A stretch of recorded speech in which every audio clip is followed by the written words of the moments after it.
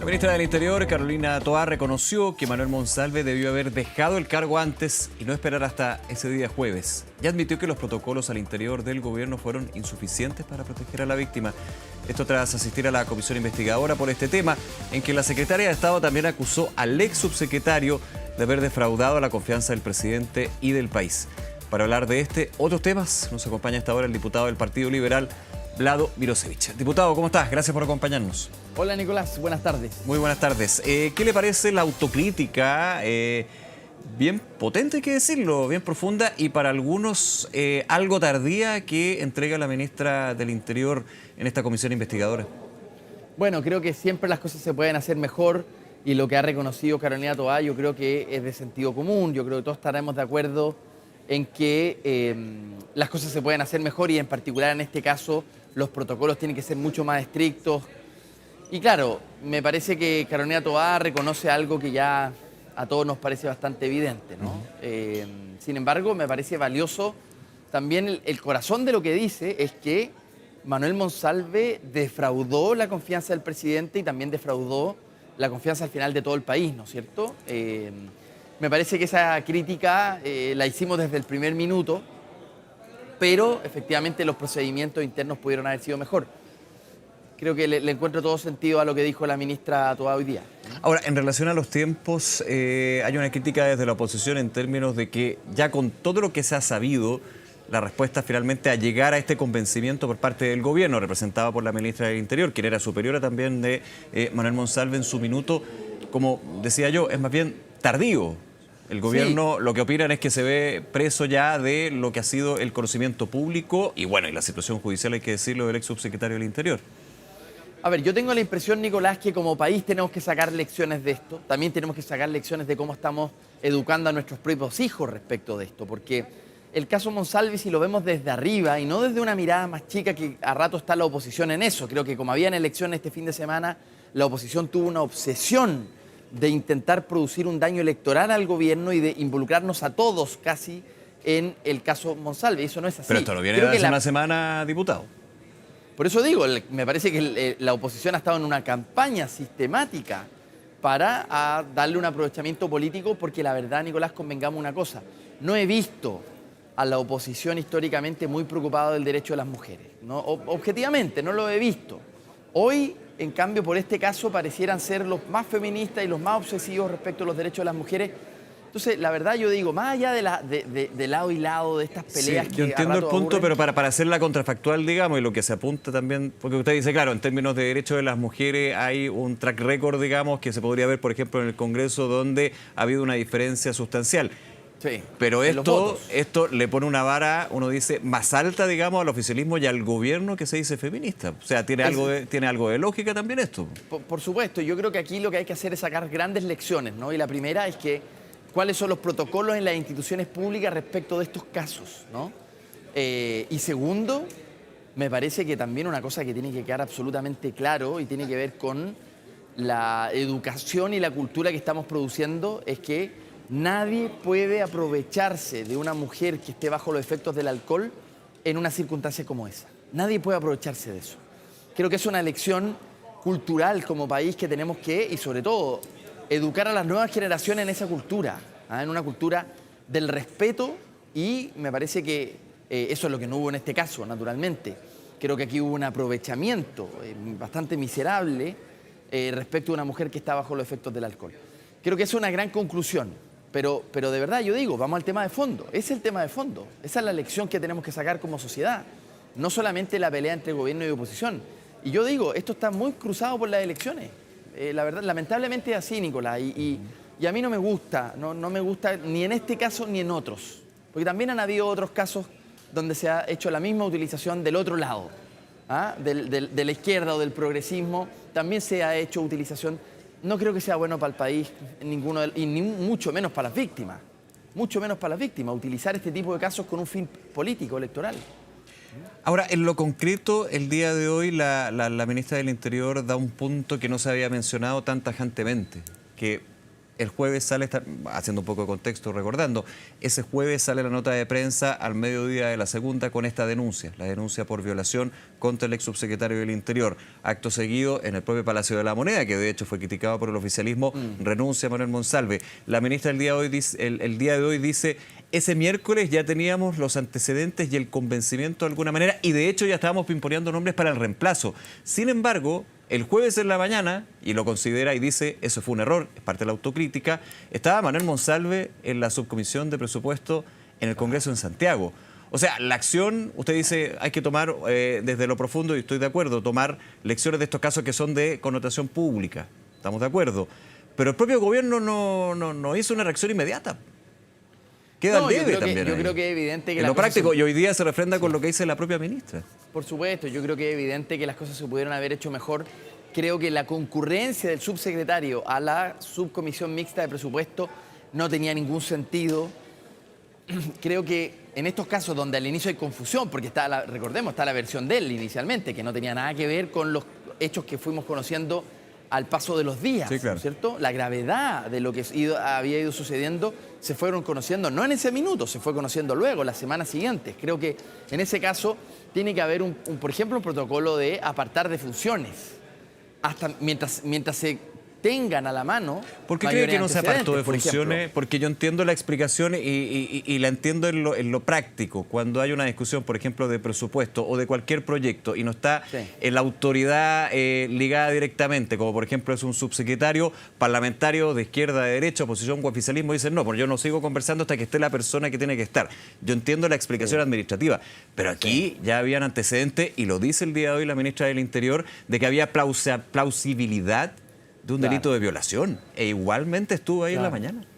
Sí, naturalmente. Yo creo que este tipo de casos, una vez que hay antecedentes suficientes, y la ministra hoy día reconoce que los hubo un día antes, ya eso era tiempo suficiente para sacarlo. Porque además creo que el hecho de que esto se dé a conocer por la prensa y no por un comunicado del gobierno que se ha tomado tal decisión, creo que eso era lo adecuado, ¿no es cierto? Naturalmente. Y un aprendizaje para el futuro.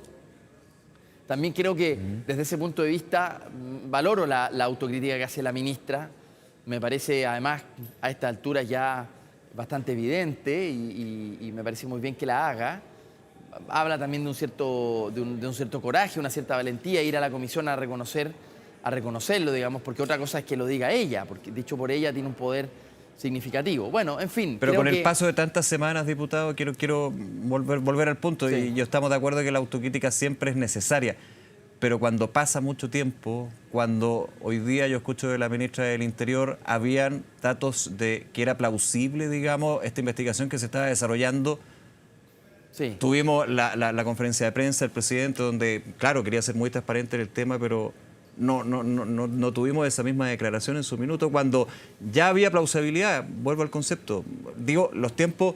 Ahora, han pasado muchas cosas, hay que concentrarse en la víctima, yo en eso no me pierdo, digamos, pero en lo político y en las responsabilidades, claramente hay un discurso que ha ido, no cambiando, pero sí tomando un tenor completamente distinto. Yo creo que, a ver, las cosas definitivamente en los tiempos, las cosas se pudieron haber hecho mejor. Hoy día la ministra revela esto respecto de que ya los antecedentes se tenían el día anterior. Ese ya era suficiente para haber sacado sus funciones a Manuel Monsalve. Pero de todas maneras yo creo que aquí hay que hacer un análisis. Por ejemplo, si algunos entonces pretenden llevar esta conversación, por ejemplo, a la renuncia de la ministra y todo, yo me he opuesto a eso y lo quiero explicar. ¿Por qué, Nicolás? Yo creo que estamos frente a una crisis de seguridad muy significativa. Yo llevo años advirtiendo la situación que desde el norte empezó a contaminar al resto de Chile a propósito del crimen organizado. Ahora ya tenemos un juicio terminado contra los gallegos, este brazo armado del Tren de Aragua, pero esto lo veníamos advirtiendo hace mucho rato. Entonces, en medio de esa crisis de seguridad, Nicolás, no creo que sea bueno remover a una ministra que tiene la experiencia en el cuerpo para poder enfrentar estas bandas de crimen organizado. Porque la llegada de otro ministro o ministra a ese rol, al final genera un costo de aprendizaje, un tiempo de aprendizaje que no tiene ningún sentido. A este gobierno le queda un poco más de un año, y yo de verdad creo que todos los esfuerzos, por eso que me parece bien la decisión del presidente, de que nadie se vaya a la elección parlamentaria, todos se quedan a trabajar hasta el último minuto. A mí me gustó esa decisión, Nicolás, porque es una decisión que da certidumbre, que genera orden, que genera autoridad. Necesitamos un gobierno ordenado para lo que queda. sobre todo en el tema de seguridad. Entonces, verdaderamente, yo sé que muchos de la oposición querían la cabeza de la ministra. A mí más me importa que los ministros estén dedicados al tema de crimen organizado con dedicación y la verdad, en ese sentido la oposición no ayuda mucho en esto. Por lo menos en seguridad debiésemos estar todos unidos, ¿no? Quiero ir y quiero preguntarle también, como integrante de la Comisión de Relaciones Exteriores, por la situación en el Vaticano. Pero antes, un paréntesis, aprovechando lo que usted decía de la carrera parlamentaria o electoral del próximo año.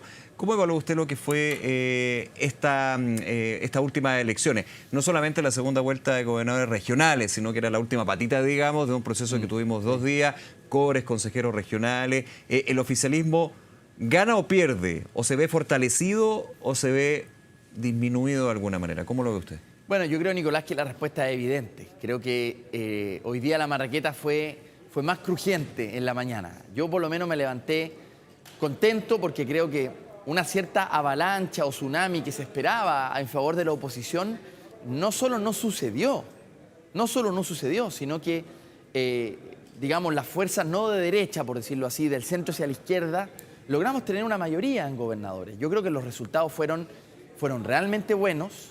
Creo que en pero tienen menos gobernadores que antes.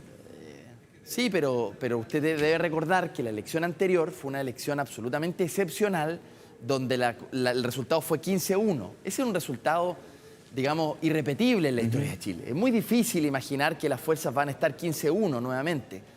Fue una fotografía del momento, fue una elección excepcionalmente buena para nosotros hace 4 años atrás, pero hoy día quedar en una correlación de 10 contra 6 me parece que es un resultado que no se lo esperaba pero usted nadie. considera, por ejemplo, diputado, que en ese 10 contra 6 hay que incorporar la región metropolitana con un candidato que, claro, tuvo el apoyo del oficialismo, pero dice constantemente que es independiente. De hecho, fue toda una discusión en campaña. Bueno, por eso le digo que hablo desde el centro hacia la izquierda, ¿no? Las fuerzas no de derecha. O sea, lo voy a poner en otros términos, Nicolás. Quizás, o no quizás, Evelyn Matei hoy día está más lejos de la moneda que ayer. Eso me parece bastante evidente, ¿no? Esta supuesta ola, tsunami, avalancha en favor o giro del país hacia la derecha o hacia la oposición, no sucedió. O sea, estaban medio entregados ustedes. No sucedió. Yo creo que este resultado ya habíamos mirado con cierto respiro la elección municipal, que había sido una elección en donde las fuerzas quedaron bastante equiparadas.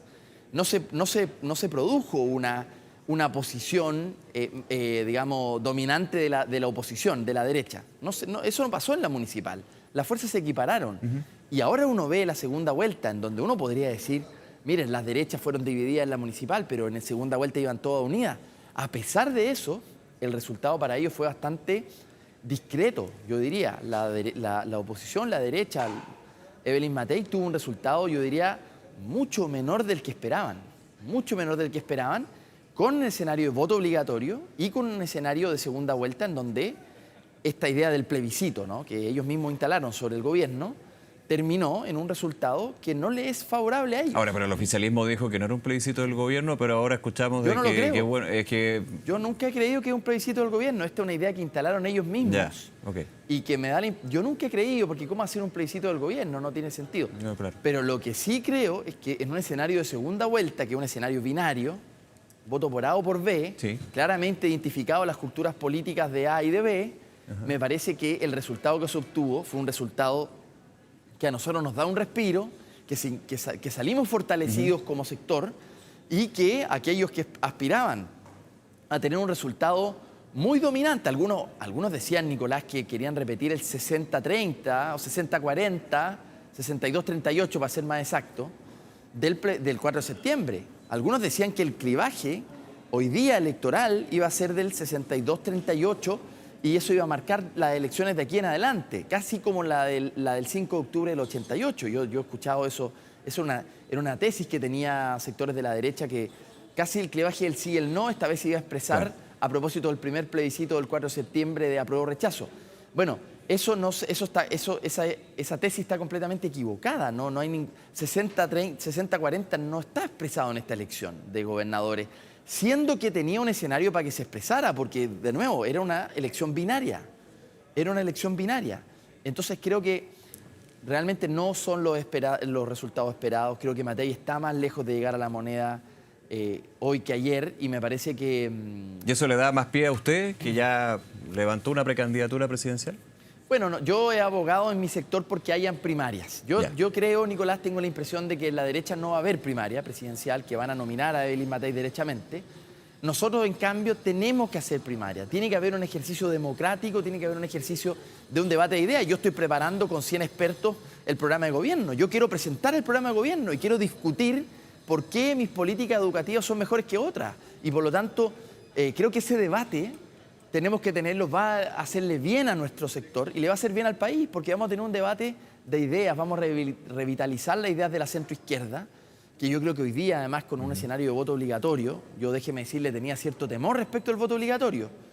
Pensé que aquí podían surgir posiciones populistas, extremas, pero me ha quedado demostrado que es todo lo contrario. Aquí el país ha optado por posiciones más moderadas, no ha premiado los liderazgos belicosos, digamos, ¿no es cierto? O liderazgos polarizantes. No es el caso. Y la región metropolitana quedó clarísimo. Quedó clarísimo. Habían dos estilos de liderazgo muy nítidos. Y la gente optó por el liderazgo que llega a acuerdo y que trae soluciones concretas.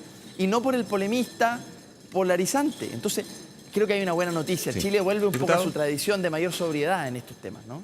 por último, en el minuto que nos queda, hay varios temas, así que agradeceré también su tiempo. Bien relevante lo que sucedió en el Vaticano, los 40 años del Tratado de Paz y Amistad entre Argentina y Chile. Finalmente está el Vaticano presentado por el Papa, el canciller Van Claveren, no hace el canciller argentino. ¿Usted lo ve como un desaire? Se ha dicho de que las relaciones entre Argentina y Chile siguen bien. Pero ¿cómo lo lee usted también esto? Sí. A ver, Chile hace todos los esfuerzos por mantener bien sus relaciones con los vecinos. Chile es un país que en eso...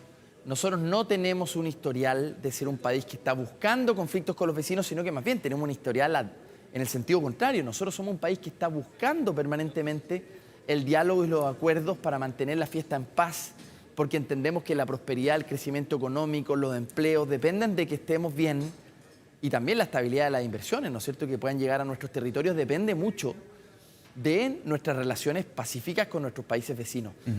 Y eso es una dimensión que Chile, como política exterior, como una política exterior seria, hemos cuidado permanentemente. A mí me llama la atención, la verdad.